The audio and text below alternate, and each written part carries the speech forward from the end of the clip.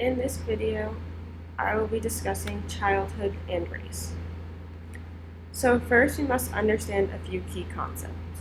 One, ethnicity is defined as a collection of people distinguished primarily on basis of cultural or nationality characteristics. Race is defined as a group or population sharing a set of real physical characteristics.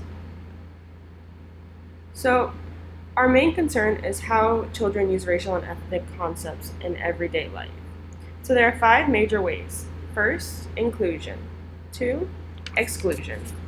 They use it to define oneself, define others, and to illustrate power and control. So the next slides will define and give examples of each category. So first is inclusion. Children can use racial and ethnic concepts to engage in play or teach other children. For example, a child from a Jamaican family invites a friend over to her house. At her house, she shows her friends some traditions and explains generalizations about traditional Jamaican food. This illustrates inclusion by teaching a friend of another ethnic background the traditions of her and attempts to include her. The next is exclusion. Children can use these concepts to exclude children by using racial epithets and illustrate that they are aware of the negative racial attitudes. So, for example, in a park in Tampa, Florida, a Caucasian boy was playing with another Caucasian boy in a game of tag. A Hispanic girl was speaking Spanish to her mother and tried to join in on the game, but the boy said, "No, we can't understand you, so how do we know you know how to play?" This shows the language barrier was used to exclude people of different ethnic backgrounds. So it is also used to define oneself, and it shows that you are aware of and recognize one's own traditional identity. So for example, in Osdale and Vegan study, Corinne, who was a mixed racial background, used 2 different paint colors to demonstrate her 2 racial backgrounds, which presented one hand as her dad's race and the other hand as her mom's race. This portrays the knowledge Corinne had of her racial identity, and then she used it to explain and define as who she was. Not only can children use this to define themselves, but they can also define others. They do this by being aware of others' racial identity. For example, in Osdale and Vegan study again, an African girl was hand painting and was directed to pick a color that matched her skin color. She chose the color pink because she liked it, but it was the reaction from another child that demonstrated the racial understanding. A Caucasian girl interrupted and said, "For goodness sake, can't you see you aren't pink?" This illustrates children recognizing the differences between races. So the Caucasian girl understood that she was not pink, she was in fact brown, but the girl chose pink because she liked the color, not because of her racial color or background. So lastly, children can use these concepts to exert power and control, which is used to reproduce social systems of inequality. So another example from Osdale's study was girls were playing on the playground and pulling a wagon around them. There were 2 white Americans and then a girl of a different race and ethnicity. When one girl went to pull the wagon, a white American stated, No, you can't pull the wagon, only white Americans can."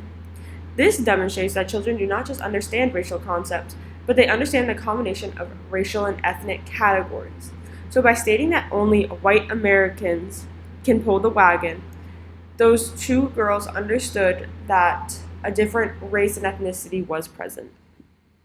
So here is a helpful video that kind of shows more examples of how children understand and use racial concepts in real life. We're debuting a really important 360 special report called Kids on Race, The Hidden Picture. It's a project over a year in the making. Race relations is one of the most explosive issues in this country, and for many adults, the most taboo to talk about with kids. But what a lot of adults don't realize is that kids, even as young as 6 years old, are already talking about or thinking about race. And what they say is making friends with kids of other races is hard and only gets harder as they grow up. We teamed up with renowned child psychologist Dr. Melanie Killen to scientifically measure children's attitudes on race. Take a look at this. Dr. Killen and her team showed 6-year-old children this picture and asked them questions like, what's happening here? Are these children friends, and would their parents want them to be friends? The picture is designed to be ambiguous. What's happening is in the eye of the beholder. Then they showed them this picture and asked the same question. Now, the only difference in the pictures, the race of the children was flipped. Both white and African American children were tested, and in addition to the 6-year-olds, the psychologist showed a similar set of pictures to 13-year-olds.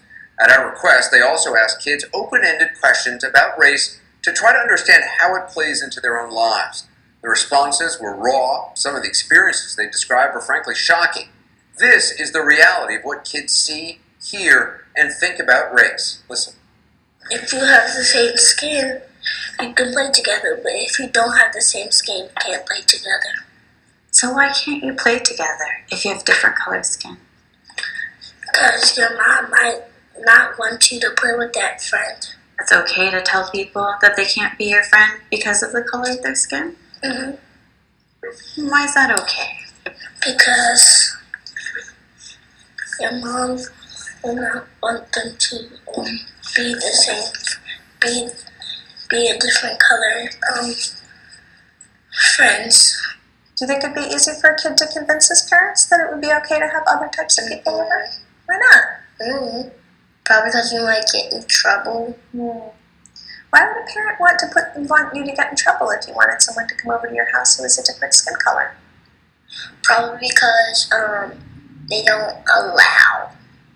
Why not? Why would some parents not allow other skin colored kids to come over? Probably because they might not like that skin color. I've been bullied for like the way I looked and the way my skin at my previous school that I went to, and they just kept on bullying me, and I didn't like it. I just asked them to stop, like over and over again, and then I tried not to break, but I couldn't hold on anymore. So I asked my mom, "Can I leave?"